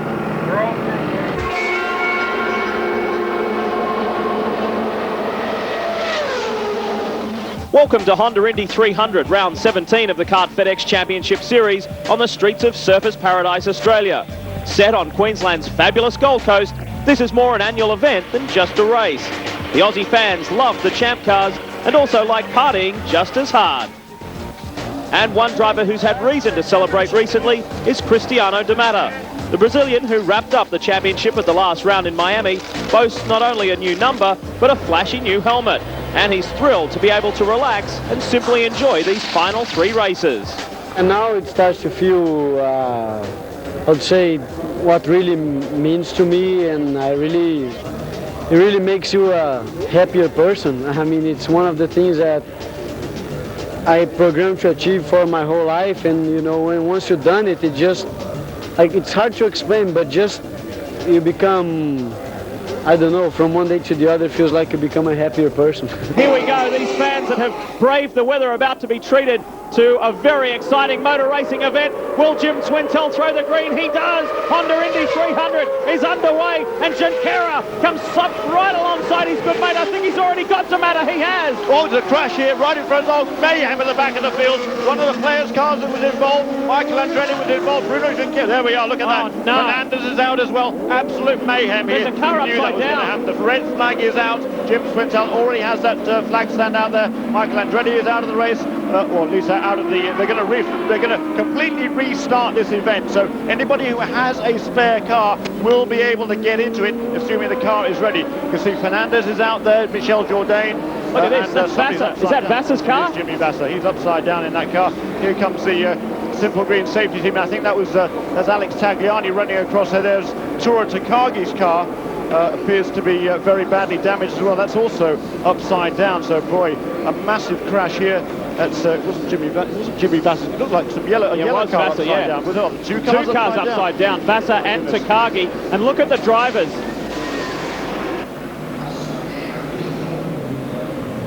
Now watch Jimmy Vasser. Bang! In comes Mario Dominguez and sends Tora Takagi's car flying. Incredible scenes here at Surfers Paradise. That was absolutely terrifying, wasn't it? There, Takagi's car just thrown completely up in the air, and it appeared to land right on the top of Adrian Fernandez's car. Here's a replay here from Michael Andretti. You can see absolutely nothing there. He buries, my goodness, he buries his car right under the rear wing there of, that would have been, I think, Alex Tagliani, who started in front of him. And look at this, my goodness, sensational pictures from Michael Andretti's car. And thankfully, he was able to walk away from that incident, but just terrifying pictures. For Mario Dominguez, the Mexican rookie, takes his first kart victory, albeit under dubious circumstances. The Jerez competition team celebrate. The red and checkered at the same time. The Honda Indy 300 has finally come to a close.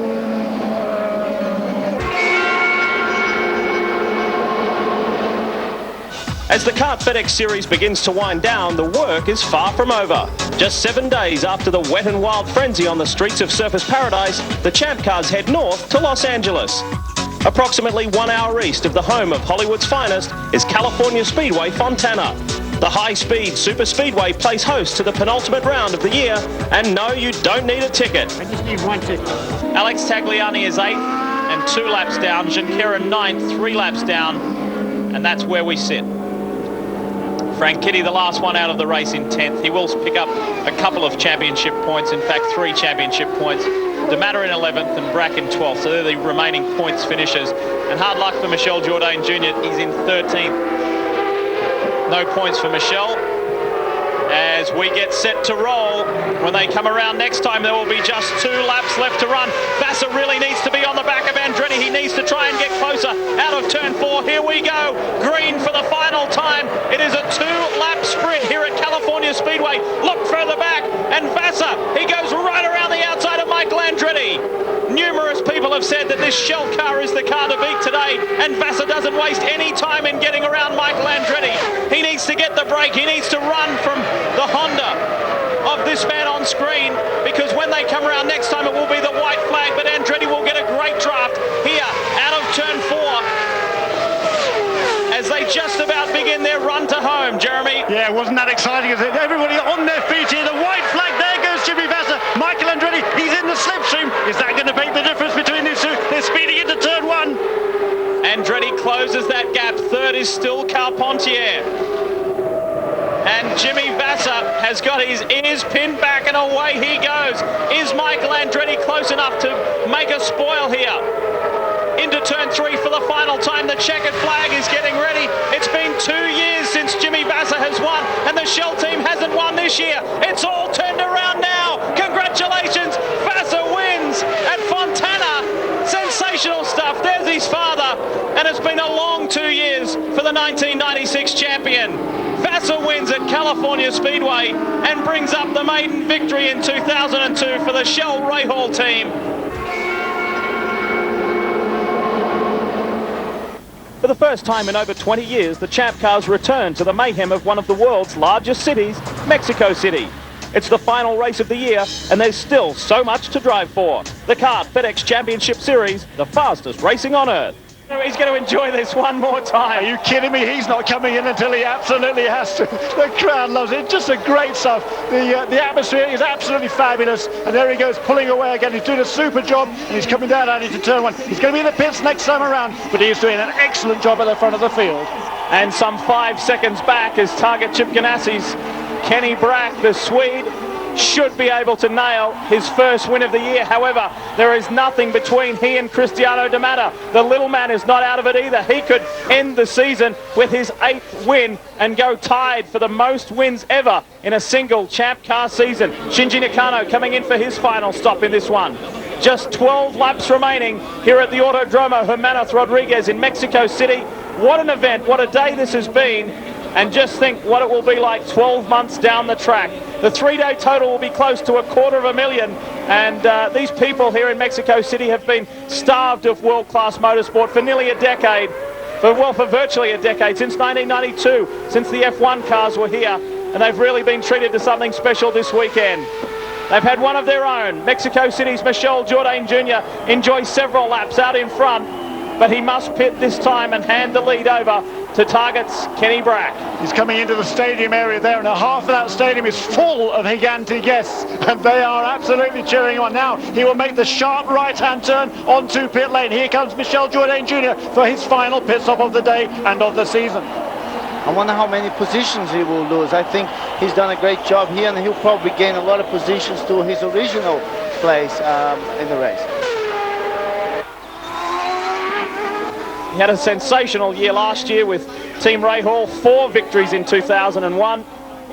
And this will be a nice way to round off the season. Yeah, it certainly will. He's really deserved that this year. I mean, he's had a couple of wins taken away from him. Rockingham, you have to look at that race. There was a pit stop problem in his final pit stop when he dominated the race, took him out of it. There's another pit stop problem in Portland, when he could have run the race there too. So he's had a desperately disappointing season, and now, though, it's all come right for him, and he's doing an excellent job. A quick note here, Michel Jourdain Jr., he came out of the pits, he was in 13th place, or still is in 13th place after Fittipaldi's retirement. He's absolutely flying. He's pulling at least a second and a half a lap on the 12th place car of Andre Lotterer, who's held up behind those train of cars there with we've got Dixon, Tagliani, Kanaan, Servia, Vassar and Lotterer all together. Jourdain is catching him hand over the fist, and the crowd has noticed.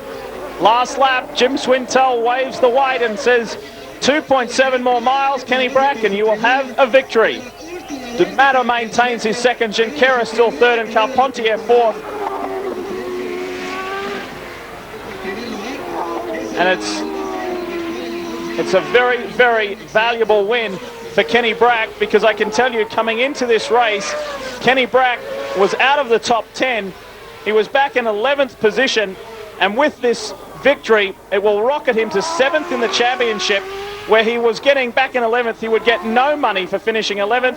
Finishing 7th, he will be able to share with his team $130,000. What a valuable race. Absolutely right, and the Target Shipping Ganassi Racing comes up with the goods once again. They're not going to win the championship this year. They are going to finish 2nd. Looks like they're going to finish 7th as well. And Scott Dixon there, he's going to be outside the top 10. He's had a good year as well. Just last lap around, Tony Kanaan got around Alex Tagliani, and Jourdain is also almost up with Andre Lotterer. So lots of racing going on. He might have a good lead now, is Kenny Brack. He's looking good. He's only got, 3 corners to go, and the first victory of the season will be his. Toyota have wrapped up the Manufacturers' Championship, and just to rub salt in the wounds of their competitors, this will bring up their 10th victory of 2002. Final corner, final lap, and his first victory of the year. This marks 9 different winners. Brack does it in Mexico City. Great win for Kenny Brack. He played it patient in the early stages, and Target Chip Ganassi celebrate. Tremendous effort from the Swede, and look at that hand, that fist out of the cockpit. Celebration time for Kenny Brack. The frustration is over, and he finally cracks it for 2002, and that team, who have endured some very frustrating times, can finally let their hair down. Yeah, that was Julian Robertson there, the race engineer. Elated he was. Let's have a look at how they finished in the Telmex Gigante Grand Prix here in Mexico City. Brack the winner, D'Amato yet another podium, and Bruno Junqueira consolidates 2nd in the championship standings. Carpentier a very strong 4th. Frank Kitty, what could have been. Tora Takagi, one of his strongest results of the season, and Scott Dixon worked exceptionally hard up to 7th. Kanaan, that mistake in pit lane was costly. Tagliani and Servia round out the top 10. Let's take a look at the final standings for the 2002 Kart FedEx Championship Series. We know that Cristiano D'Amato is the $1 million man, and he is the champion as he bids farewell to kart after 4 very successful years. He moves on to Formula One next year. His good friend and countryman Bruno Junqueira ties up 2nd in that $500,000, and Patrick Carpentier, in his 6th year in kart, gets his best championship result. His best to date is 10th. He now finishes in the top 3 in the championship, and that'll really give him some momentum in 2003. You can stay up to date with everything in the off-season on kart.com. They'll be bringing you news services. On behalf of the entire team, I'm Lee Diffie. Thank you for being with us this year. It has been wonderful.